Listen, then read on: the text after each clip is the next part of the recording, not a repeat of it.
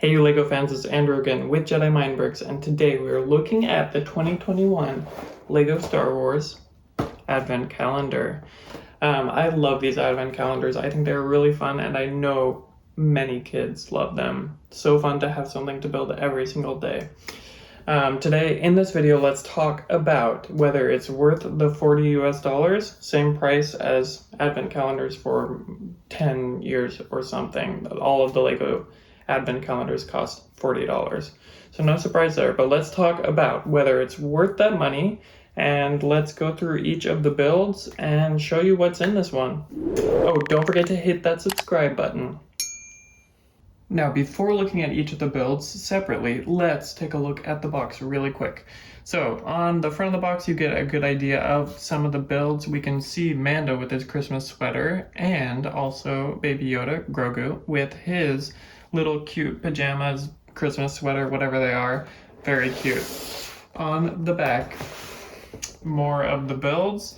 I think actually you might even see all of them on the front and the back, so no surprises in here, or maybe one or two surprises. But if you don't know how Advent calendars work, or if you're new to Christmas or something like that, what's going to happen here is we cut this tape here, and then a flap will come down, and that will be, you can see it here, this base part, and then there will be numbered days for us to open. 24 of them leading up to Christmas. So let's get into it.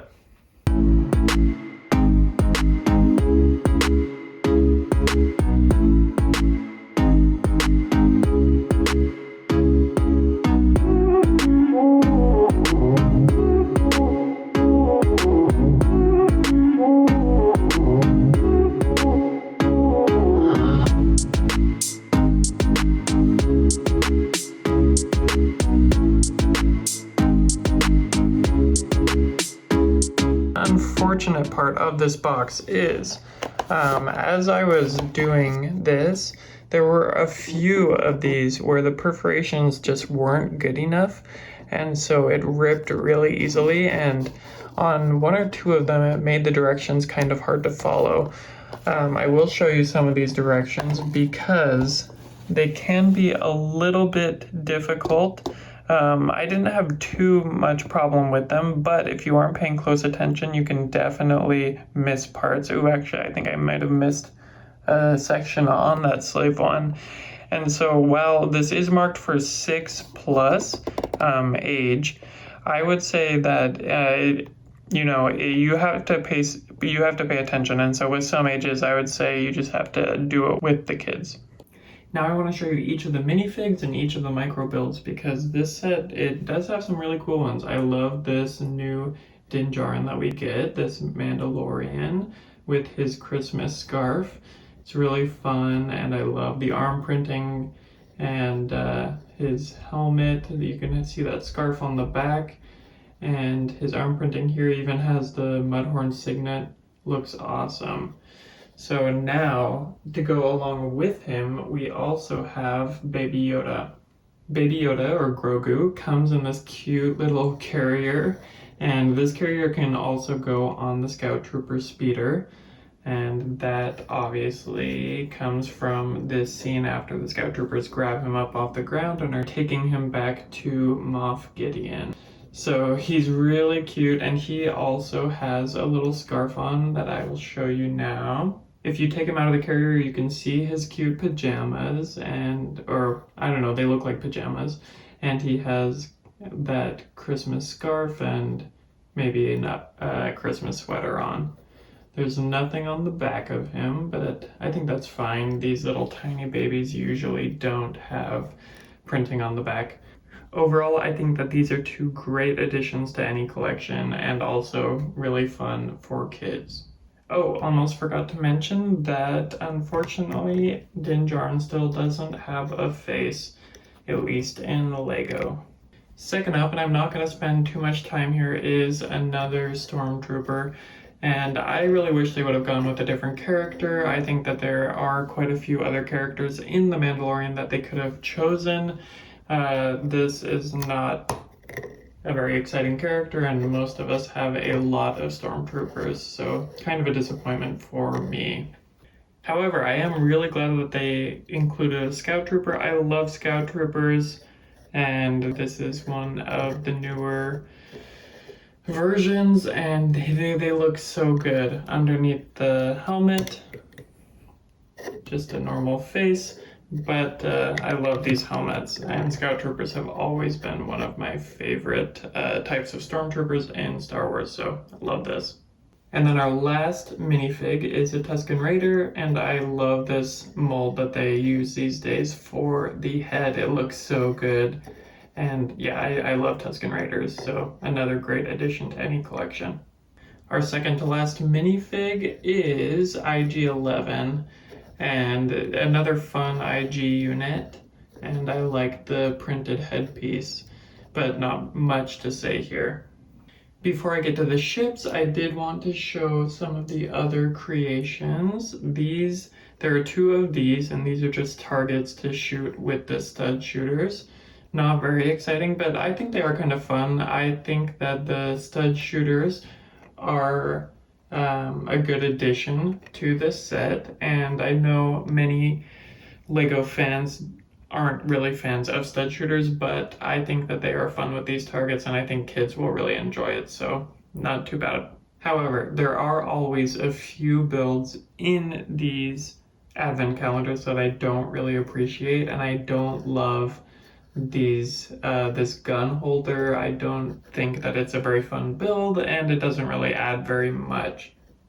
Same goes for this gun holder. It looks like it has Mando's weapon and also IG's blaster, and it doesn't really add too much to the set. I would much rather have another micro ship or another minifig, but that's alright, not a huge deal. And last up is this one, holding the Tusken Raider's spear weapon, whatever you'd like to call it.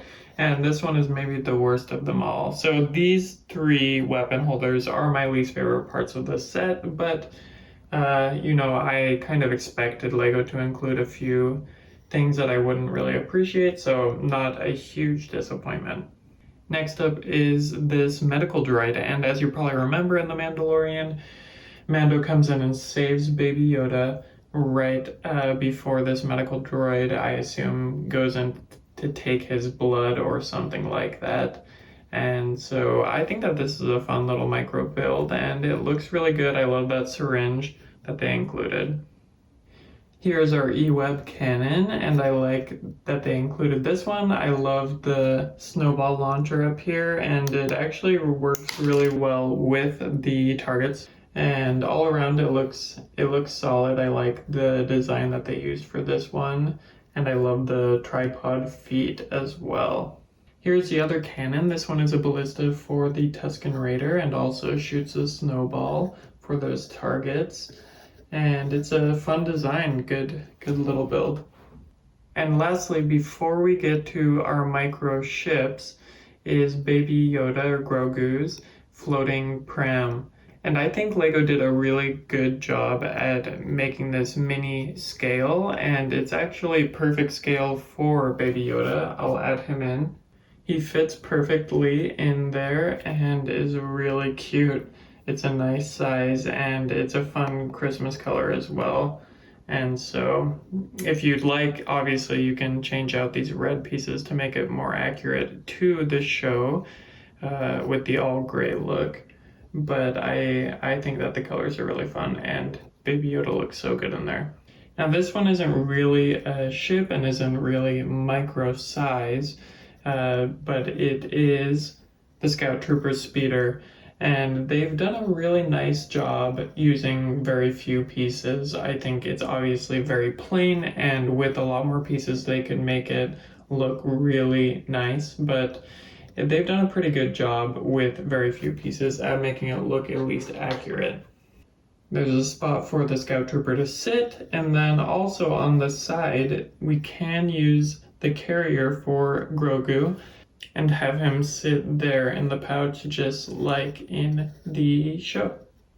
So our first micro ship is Slave One, or Boba Fett Starship, as Star Wars has recently renamed it. And I think it looks fantastic, honestly. When you're working with a ship that is only 2 inches tall, obviously the angles and the proportions aren't going to be perfect, but they've done a really nice job here. Now this one is probably my favorite of the micro builds, and this view isn't great, so I'm just going to show you like this. It's Moff Gideon's light cruiser, and it looks solid. It looks so awesome. I love that they even included that front part where the TIE fighters launch out of, that front opening. And I think that this one is a really cool build. Speaking of TIE fighters, we have one in this set, and it uses very few pieces, but it looks pretty accurate and is a very impressive micro build. Another one of the best ones I would say from this set is the Razor Crest.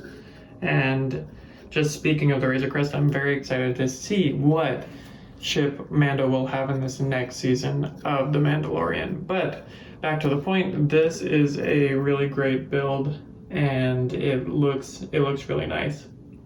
Now for the X-Wing, I have actually heard a lot of people say that they really don't like this one, and I'm a little bit confused. I think that it looks pretty good for how small it is. I don't know how they could have done any better, and I really like that they included R2 up there.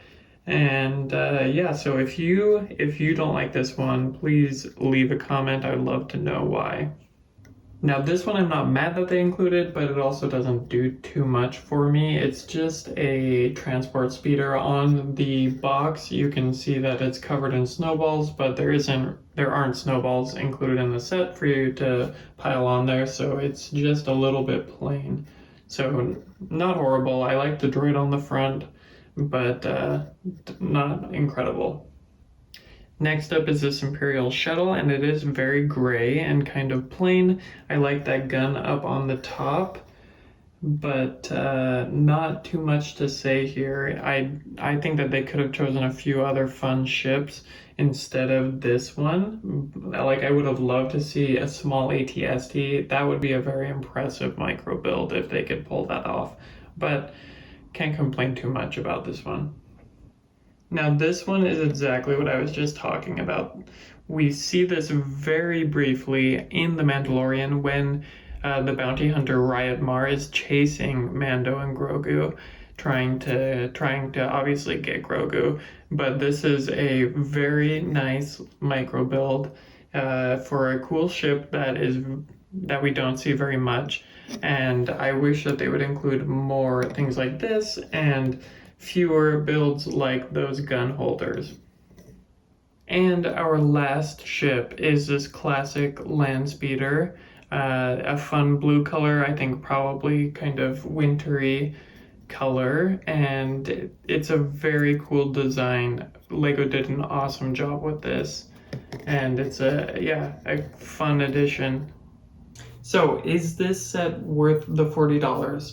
I would say yes. You know, it is really fun as a kid or as an adult to just open one set, even if it's very small, one set a day and build that.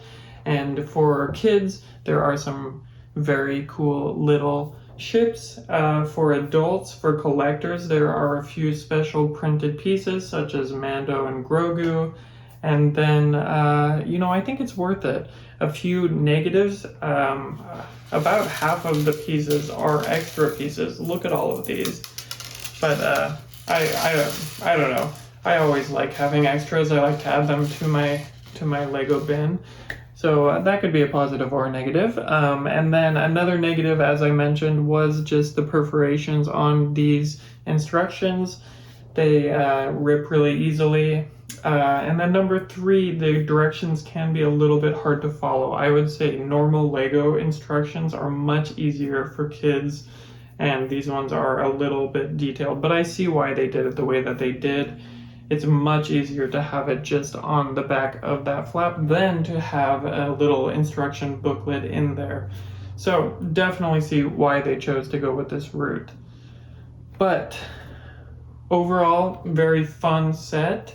Let me know what you think in the comments. Definitely would love to hear if you decide to buy this one. I know that there are some other advent calendars out there, such as Harry Potter, that are also very good this year, and so interested to see which one you choose to go with. Don't forget to hit that subscribe button, and we'll see you next time. Thanks for watching.